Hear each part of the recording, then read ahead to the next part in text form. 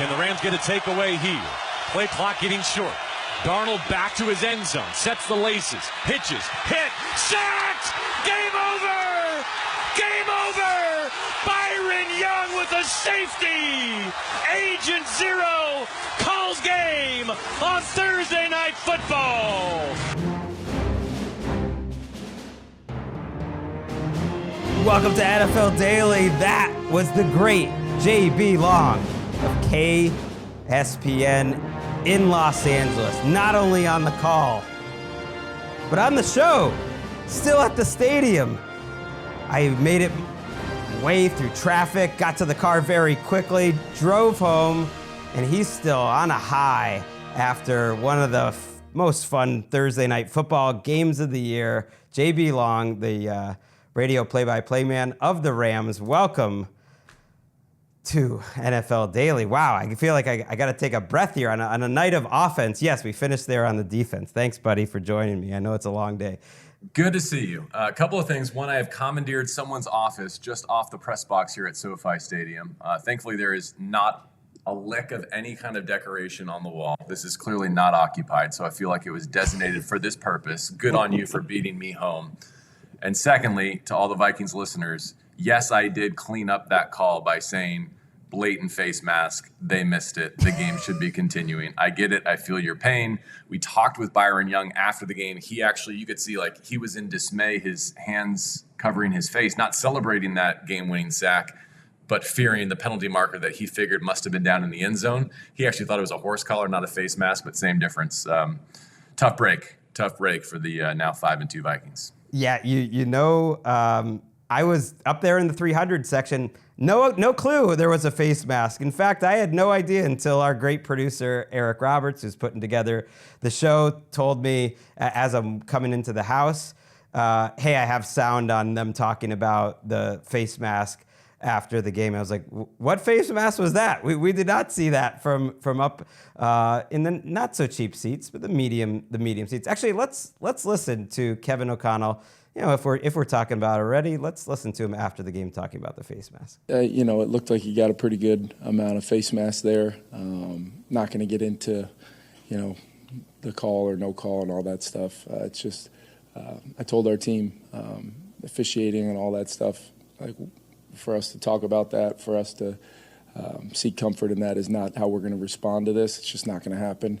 And I'm going to do the same thing right now. I really don't have a comment on whether it looked like he got a piece of the face mask, but they didn't think so they didn't throw the flag. Yeah, so it feels unfortunate to almost start on this because let's be real, they had the entire length of the field to go at that point, no timeouts, it would have been a minute 40 on the clock, and they had not scored a touchdown since the first quarter.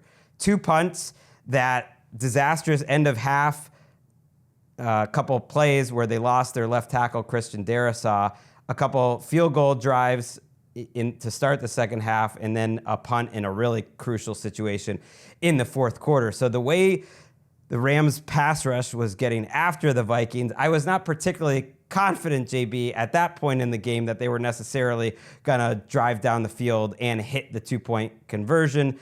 But I guess I can understand why Vikings fans would be a little salty. I think you rightly highlighted one of the major pivot points in that game, which was Darrisaw going down at left tackle.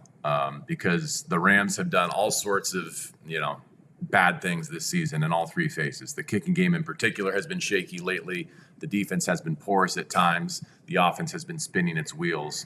But the absolute one constant has been the pressure that the Rams have been able to generate up front, primarily with rookies and second-year pass rushers, Byron Young being one of them, Jared Verse. I mean, he's leading all rookies in pressure rate, and I think that was apparent again today, and especially down the left tackle. Sam Darnold really felt that. Let me ask, were you surprised at the field goal on fourth down and plus territory at -4 to get to -1? I saw a couple of algorithms had that as a good decision, like a slight lean to kicking it, which I was surprised. That felt like a go for it for me, and O'Connell took the points. So, I'm sitting in the crowd. Of course, my family is decked out in Rams gear. I'm not going to pretend I'm totally unbiased in this situation. You're wearing literally Rams logo as we're doing this interview. Check us out on YouTube. You can see JB's handsome mug there. Sweaty. I think fans, and I think there's something to this, are always relieved when there's a field goal attempt there. So in that situation, the way their defense was playing, I thought they should go for the touchdown because I just assumed they're going to need a touchdown to win this game. One field goal is not going to be enough because the odds in my mind are, and I know this is a good Vikings defense, but the odds in my mind are that they're going to need a touchdown at some point because the Rams are going to get at least a field goal back. We know that they ended up going on a touchdown drive, which was maybe the Rams' best touchdown drive of the season. And let's get off the end of that game because I feel it was a little beside the point. Let's talk about Cooper Kupp returning to the field, Puka Nacua surprisingly returning to the field, and this Rams offense kind of changing the feeling of this entire season in one night. And I want to take you back actually to a specific moment in the game. And it wasn't that touchdown drive. It wasn't any of the touchdown drives. It was about 3:36, I believe, left to go. 3rd and 9. The Rams are trying to run out the clock. And you know what play I'm talking about, right? The deep pass, 3:26 to go. And in the stadium, being able to see the angle on that throw that Matthew Stafford made to Cooper Kupp for 27 yards to force the Vikings to take their 3rd timeout, and then they got to kill more clock. When he let go of that ball, I'm thinking that pass, that's not there. Like that, he was fitting it between a couple different defenders in zone coverage. That was absolute total trust between two guys who have played in the biggest of moments. And even in that moment, because Kupp had kind of an up and down game, I would say, he obviously made some big plays. I'm worried. And then to see Kupp make the right angle for the ball, know what his quarterback is doing, come back for it, and all that trust that Stafford had. To me, that was such a big moment in the season, in the game for the Rams. And I know a lot happened after that, but that was absolutely telling on a night where the Rams kind of looked like the Rams that we've seen from the last couple of years again. I'm just shaking my head at all the incredible moments that the Rosenthal family has witnessed for the Los Angeles Rams here at SoFi Stadium, and many of them have centered around the great receivers Puka Nacua and especially Cooper Kupp. Am I wrong? No, you're not wrong. My daughter got to go to the Super Bowl. She was solo, crazily enough, with our friend. And you're absolutely right. I don't want to. People are going to be annoyed how freaking biased we are or sounding on this because I am truly not a Rams fan. But that was, I love seeing great football, and that was a great moment in a night full of them for Stafford, and Kupp had his moments too. But I just thought that was telling on a night where Kupp makes a mental mistake a couple plays later by going out of bounds. But it really stuck with me as just an impressive play of trust and like something to build off on a night that we went into. JB, sorry to keep honking, but we went into people wondering, like, is this Cooper Kupp's last game as a Ram? And he catches that touchdown in the first half and he makes that play, and I'm thinking there's no way it's his last game as a LA Ram. Well, here's why I think it's significant. We're not here to, throw too many flowers on the still sub 500 Los Angeles Rams, right? But what we are here, I think, to highlight is the fact that the NFC West has a bunch of teams piled together with 3, or in the other 3 cases, 4 losses. And so that division is still wide open.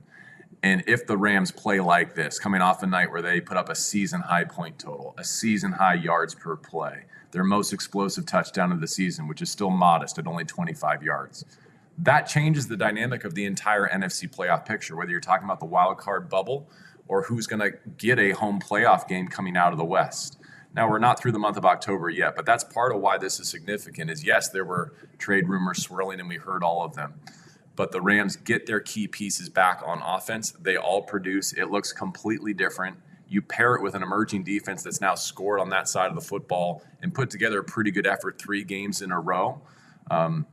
It shapes not just the course of the Rams season, but the entire NFC. And guess where the Rams go next? After they put their feet up and watch Red Zone all day Sunday, right? While the Seahawks host the Bills, while the 49ers host the Cowboys coming off a bye, while Arizona goes to Miami.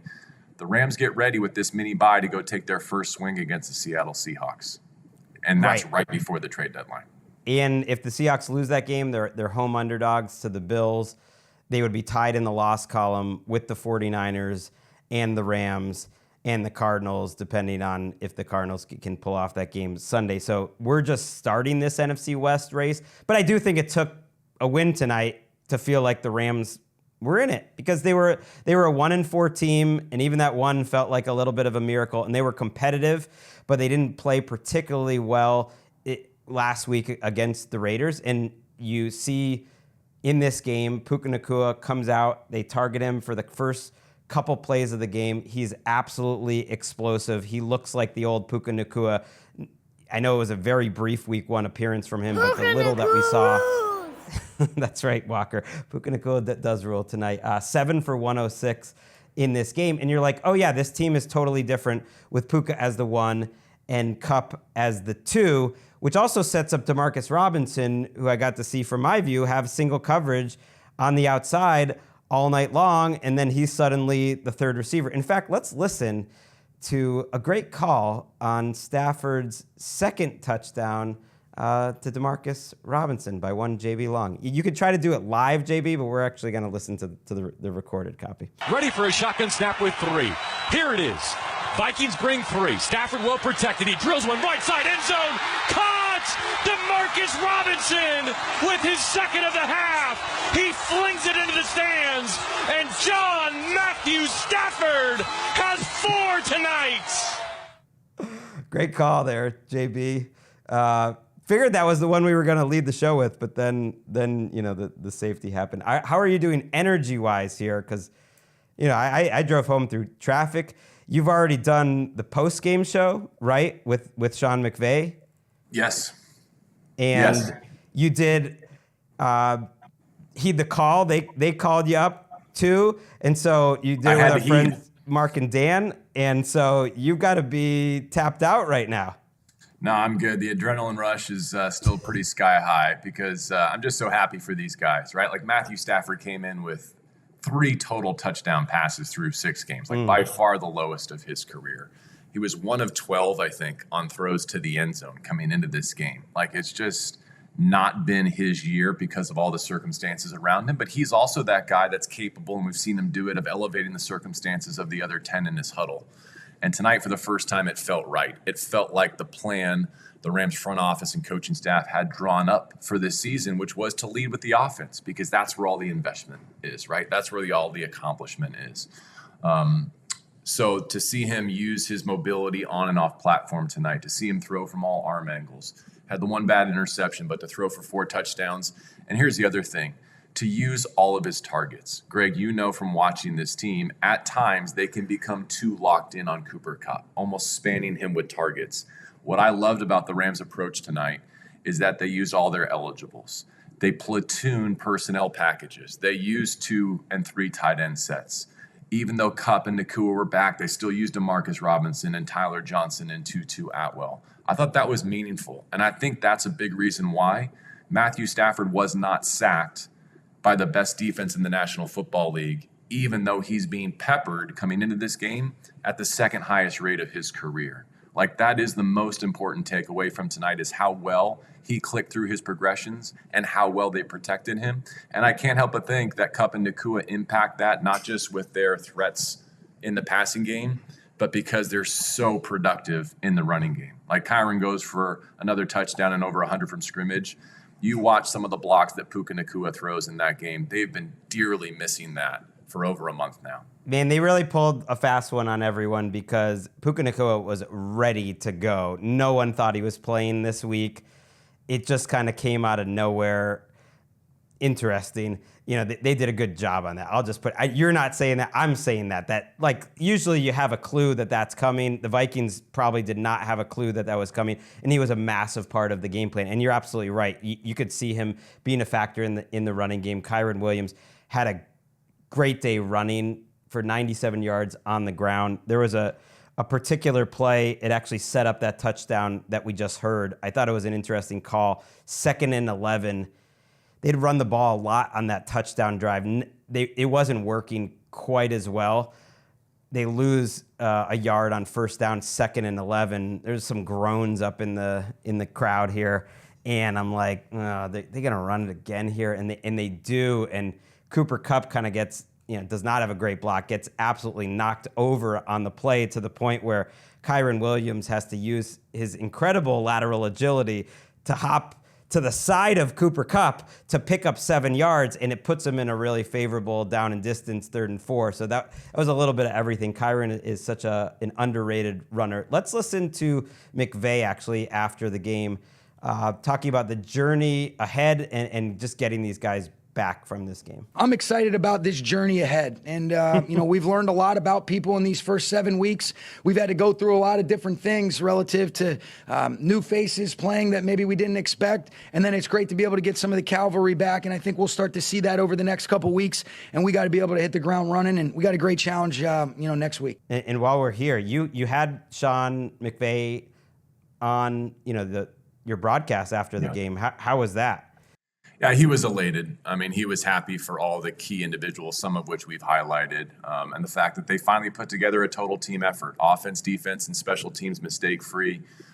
That's the result that they've been hunting up in the fashion that they've been wanting to execute. Here's a little context, too, on his night. That's his 80th career win, regular season, postseason combined. With it, he goes past John Robinson for sole possession of the Rams' wins record. Wow. He and John Madden are the only 2 men post-merger to do that before their 40th birthday. And speaking of birthdays, today is his son's Jordan's first birthday. Oh, all right, wow. So for the rest of his life, he's going to be the winningest coach in Rams history. And he got the signature victory and a gotta-have-it moment on Thursday Night Football primetime against the Vikings at home. With the Madden Cruiser out front, by the way, I got some call. swag. Nice call for my son on the way back. That's crazy because the Rams. It's not like he's the winningest coach since they moved back to L.A. or the version of L.A. if we're not counting St. Louis. The Rams have been around for like 70 years or something. It's pretty amazing that he has that mark. And congrats to Sean McVay there. I thought he had a really good night. I'm glad you pointed out the pass protection because I left the game thinking, so the Rams won, everyone's going to talk about Cooper Kupp and Puka Nacua coming back with good reason. I just did.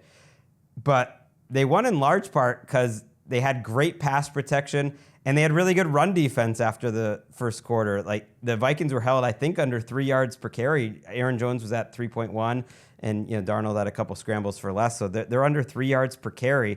That is not, those are the 2 things you thought were the worst about this Rams team. So I do think it's just one game, but I do think excelling at the things you've struggled the most at against a quality competition, a quality running game, certainly, and a quality, pass rush has to feel really good. And I think McVay has to feel like, man, I played a big role in this. I don't know. He probably doesn't want to think like that, but early on in this game, I thought, they had those quick hitters to Puka. They were rolling in those first 2 drives, running the ball in with Puka. And it really got Flores to back off all the crazy stuff that he does. And I thought they played kind of vanilla the rest of the game. Like they blitzed a couple times. Like they certainly showed some interesting formations, but mostly Stafford wasn't worried about it when they did and would get rid of the ball quickly. Like the first Robinson touchdown was just like a quick decision against pressure. And McVay and Stafford together kind of had all the right answers against a tough defense. Yeah, I'm going to take it back to the defense if I can, because you highlight something there that I think is worth underscoring, which is the Rams did have one of their better nights. Like they give up 2 touchdowns on those first 2 drives, only 6 points the rest of the way. And they do it on a night where they put their green dot linebacker, Troy Reeder, on injured reserve. Like that was the corresponding move to activate Puka Nacua. Now, here in Los Angeles, the off-ball linebacker play has, let's just say, not been the favorite portion of the program in the Rams season so far. Many fans have been clamoring for a change there. Omar Spates, an undrafted rookie linebacker, steps into that fray. Jake Hummel, a backup, steps into that fray.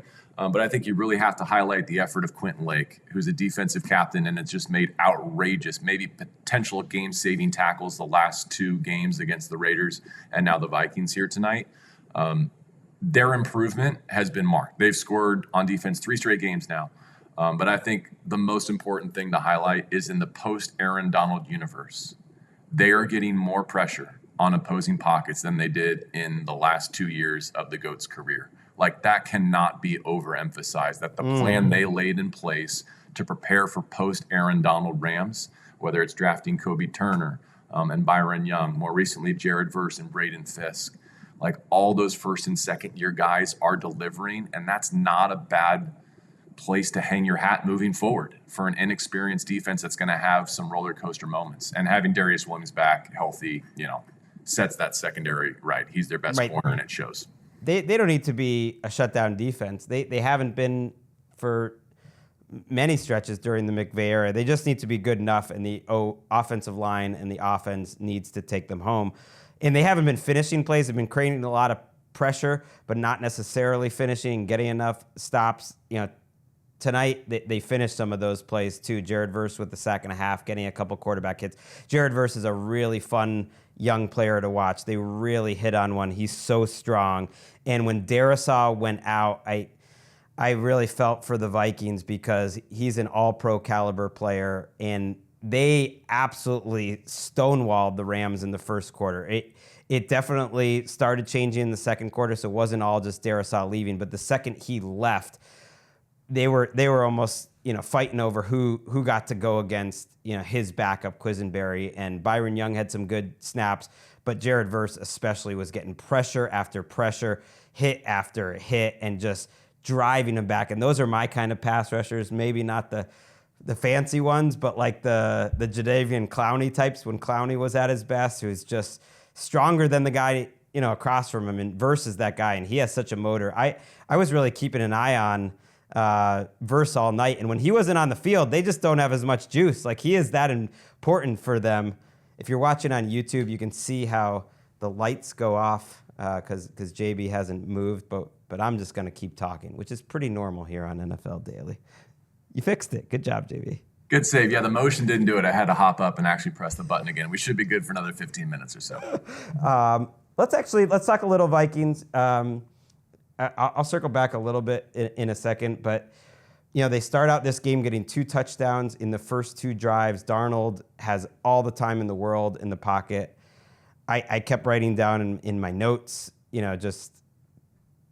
he could just pick whoever he wanted to. There's like 2 or 3 guys open on every play, and you haven't seen the coverage busts out of the Rams the last couple of weeks that you saw early, but there were open receivers because they weren't getting pressure, and everything is rolling, and Justin Jefferson is starting out fast. He ends up with 8 for 115.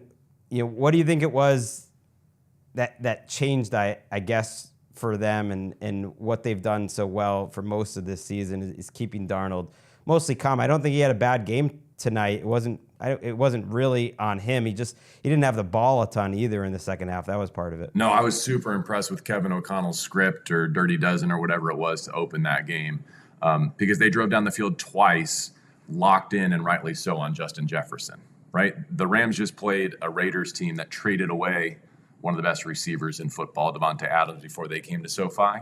And then 5 days later, like literally the best receiver on the planet steps into your office, and you got to contend with that. And you felt that difference. You felt that mismatch.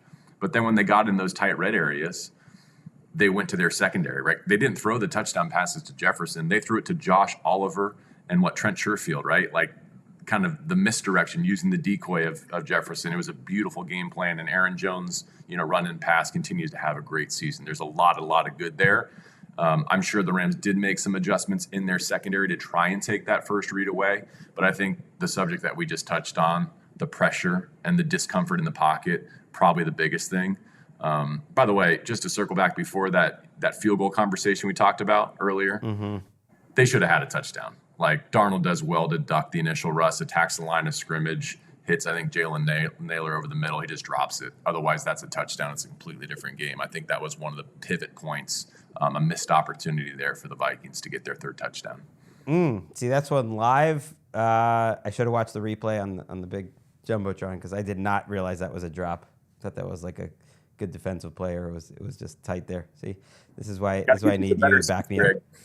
I want to listen to more JB long calls, but I just feel like this is the ultimate, radio play-by-play on radio play-by-play rivalry matchup. Maybe a revenge game for JB Long. I don't know, after he came in second last year on the calls of the year. Now, it wasn't to Paul Allen, but Paul Allen has probably won it before and is a annual contender. So let's Gold listen to standard. Paul Allen's call of Justin Jefferson's crazy catch down the sideline in the second half. Darnold 13 of 16, 146 and 2.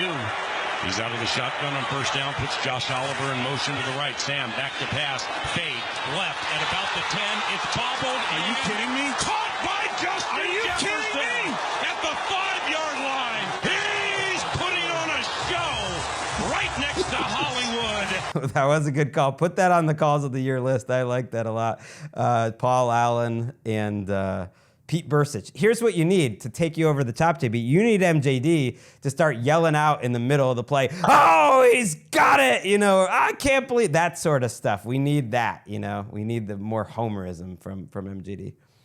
Poor MJD was so jet lagged coming back from London on Sunday. I think he was only half there. He brought it with full force tonight, and it was great. I love Paul Allen. What's cool about that play is it was coming right to us, right? We're kind of situated back left pylon, north end zone of SoFi Stadium. And I was chatting with Paul pregame, and he was showing me the big binoculars that he uses to call the game, and how when the ball's in the air, he'll kind of move the spot to find the target. And I would love to know how that one looked from his vantage point, because it was so close to him that he probably didn't even need the binoculars. But man, what a joy he is to listen to. And I know he's thrilled with every moment he gets to have Justin Jefferson wearing purple. Well, he's not thrilled tonight. This Vikings team, some of their fans, I mean, they were way more down on Darnold locally, like some of the fans after the last couple of weeks, than you would have expected. Now, I did think he played pretty poorly 2 straight weeks, including the Jets game in London, but I thought he played well tonight, and then I thought he played well last week. That loss against the Lions was not on him, although that makes me think of what Colleen was saying on our preview show on Tuesday talking about this game. The post-playing the Lions phenomenon is real.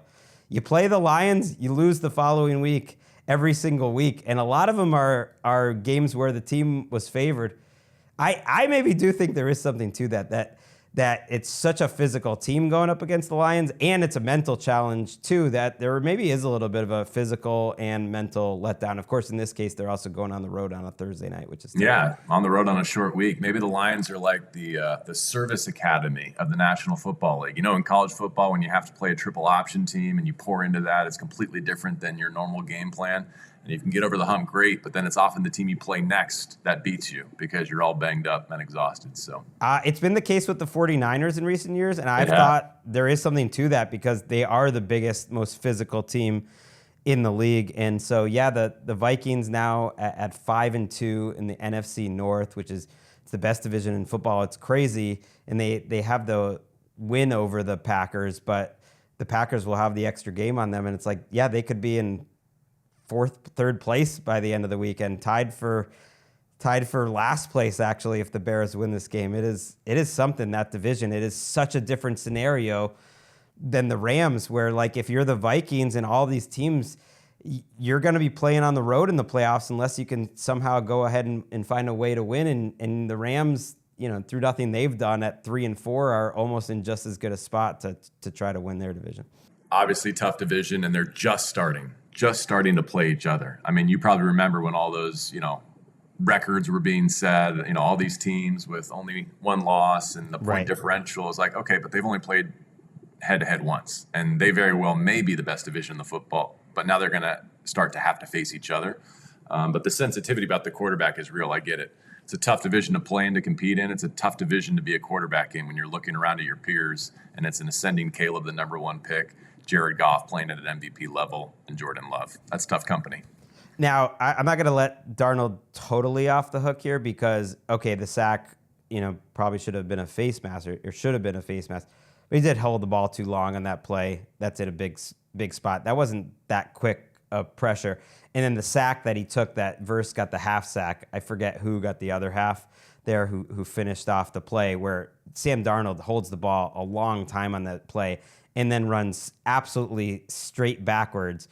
Again, if you're watching on YouTube, you can see JB Long holding up his detailed notes. What does it say for that? This is my call sheet, and one of the notes that I had from Next Gen was that Darnold has stayed in the pocket for 3.07 seconds on average this season, longer than any other quarterback. And also a handful of fumbles where I think some opposing defenses, especially guard to guard, have been able to get pressure on him and tee off on him. And those turnovers, I guess, are piling up now. Yeah, and he's always taken too many sacks, and that was Michael Hoyt who had the other half sack on that play. Those were two negative plays. There weren't a ton. I do not think that was his problem. And actually, Stafford and Darnold, because they're showing the next gen stats at the stadium, were getting rid of the ball quite quickly for most of the game. It was more towards the end that he held on to it. Before I lose the thread, can I add one more thing? Yes. TJ Hawkinson being inactive pregame was almost as good a news as Puka Nacua being active for the Rams. I think when Hawkinson gets back in there, that has the potential to do for the Vikings offensively what Kupp and Nacua did for the Rams offensively tonight. He's just such a huge asset, and the Rams have had difficult times with opposing tight ends, including Brock Bowers most recently.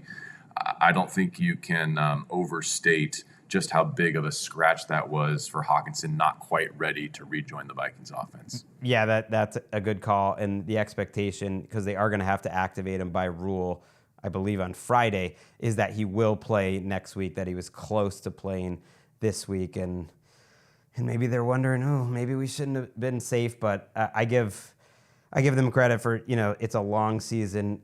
We've seen with the Rams, for instance, making sure that Puka is all the way back before getting him out there was absolutely huge. Speaking of Puka, let's actually listen to McVay talking Puka after the game. This guy's mindset, his mentality, he's a war daddy. He's a stud. I love his play energy and what he brings. He was ready to go tonight, and he made a big impact on the game. War daddy. What does that mean, war daddy? On the hierarchy of Sean McVay compliments, that's either 1 or 1A. Okay. Right next to he's a G. When Sean McVay says he's a G or he's a war daddy, that is the utmost praise. What about 60% G? Is that that? I guess that's not all the way there. Yeah, I would love to hear him call you that. I don't know that that's made his way into Sean's repertoire, but that is a great little inside nod to the two of us. No, I don't believe he's aware of me. Although he always did the trick where he would remember Dan Mark and I's name and Chris's name when we would interview him a couple times early on. So still don't think he would be aware of me. All right, before we let you go, I'm going to make you feel uncomfortable and make you listen to one more of your calls at least. Maybe we'll bring in Eric here. We have the first Robinson touchdown, which was, I think, the throw of the night, in the play of the night. Really important. I think Demarcus Robinson comes back for the long touchdown. We also have the Cooper Kupp touchdown where Stafford ducks below the defender. They're both good, but Eric... Oh, I got to tell you. Okay. Go for the Kupp one. If for no other reason, then I know you're a tennis guy. Okay. And Sean McVay and Matthew Stafford both enjoy tennis, actually play tennis together in the offseason. Mm-hmm. And McVay told me afterwards that Stafford looked like a Carlos Alcaraz, dodging the rush there. So. Okay. Eric, I brought you in, but I guess JP's made the choice for you. I like the Dodgers jersey you have on here, of course, representing the hometown team, heading into the World Series. I did think it was cool. The final minute of the game, they just had on the huge, jumbotron over everyone. Good luck, Dodgers in the World Series. Al did butcher it a little bit, but we did get the obligatory Clayton Kershaw and Matthew Stafford were high school teammates. Nice. I think he called him Curtis Clayshaw on the broadcast, so that did get brought up on the game. But yeah, big sports week in LA. So here we go, guys. Close enough. All right, here, let's listen. Stafford has a snap, 4-man rush, pressure in his face, goes out the left side, ducks the rush, flips to the end zone, caught! Cooper Kupp from Matthew Stafford, a primetime edition of 9 and Dime. Ah, that's good stuff. Now your audience has definitely quit on us, Greg. Definitely. What? They're on the rest of their day. Everyone's listening. Actually, I've had some of the, I had the Saints block party guys on. I've heard from people, it's like, you should have more of just of the local people on after these Thursday night games. It's great because you really get the inside, you get the emotion, you get the feeling. And yeah, there was some emotions. When that touchdown happened, the kids started going crazy at that point. that was where I think they started to believe. Ellis always believes. She is a true believer. She always thinks they're going to win the Super Bowl. But they are sometimes critical of Stafford, and they were like, "Oh, he finally didn't just like fall over, when he's getting sacked." I'm like, "Look, he's 36 years old or 35 years old. He's pretty athletic getting out of the way. They think he should evade, more defenders." But they made Ellis proud there. He made her proud. Well, good. I'm glad they can rest easy tonight, and the best of Matthew Stafford is surely still to come. Okay, I like that. Yeah, I think I never bought the Stafford in-season trade rumors, which weren't even really rumors. They were just like random people throwing stuff out there. There was no reporting behind that. Never really bought that. I think the Kupp situation was different because, look, we've reported at NFL Network that they were listening, that they were open to it. Jordan Rodriguez at The Athletic, who obviously does a great job on our show too, reported as well. So it wasn't just coming out of nowhere. I think a night like tonight really confuses that, and not like he was out there looking insanely athletic, but just that he has more value ultimately to the Rams, I think, than he's going to have to any other team. And if you're trying to make the playoffs and go making a run, you're going to want to do it. You're going to want to do it with 9 and 10. Like going to do it with both of them. It'd kind of be crazy not to. Am I wrong? It's an elite partnership, and I'm not a big counting stats guy in this era of quarterbacking, but the fact that he goes past Marino for 9th on the all-time list for completions tonight is significant. That was called out by McVay, who actually gave Matthew the game ball in the post-game locker room, and Matthew turned around and gave it right back to the all-time winningest head coach of the Los Angeles. Oh, good nugget. Love that. Before we go, and by the way, it is kind of crazy because Kupp has a hold on this audience. Todd Gurley was there tonight. It kind of reminds me of Todd Gurley. Todd Gurley was just such a fan favorite, and when they had him on the Jumbotron, they show all the number 30s for Todd Gurley all around the stadium, and there's a ton of them. And you just see so many Kupps. Like, you see more Kupps than Staffords. Now, and he's been here longer. So, and I get it, but it's just he has that connection. So I think that is part of it too. I'm going to make like the dumbest, smallest, totally not relevant to what we've been talking about point to end here, just because it annoys me. And I just am so sick of Sean McVay and Kevin O'Connell's attitude towards the kickoff. And the touchback rule is not working. I get it. Like, with some coaches, it's not working. It's worth it with coaches that actually want to compete and like want to try to improve their field position, because when you do kick it off and it doesn't go into the end zone, they're actually averaging like 4 yards better field position. So basically these coaches are deciding like, we can't compete, we can't coach that up well enough, so we're going to give up those extra 4 yards. But I'm especially annoyed about it having been at the stadium, because other stadiums do this too. But the Rams have their own version where it's the Rampede. It's like, get everyone super juiced up before the game starts, and there's crazy Rams with like glowing eyes, and then there's the lady on the guitar who's going crazy, Rita, whatever it is, like ripping her guitar, and the whole stadium is screaming like crazy, and then there's like a touchback, and then we just like, wait a minute. And it's just like a bad product. Like, this is an entertainment product, and so it's just stupid. The whole thing's stupid.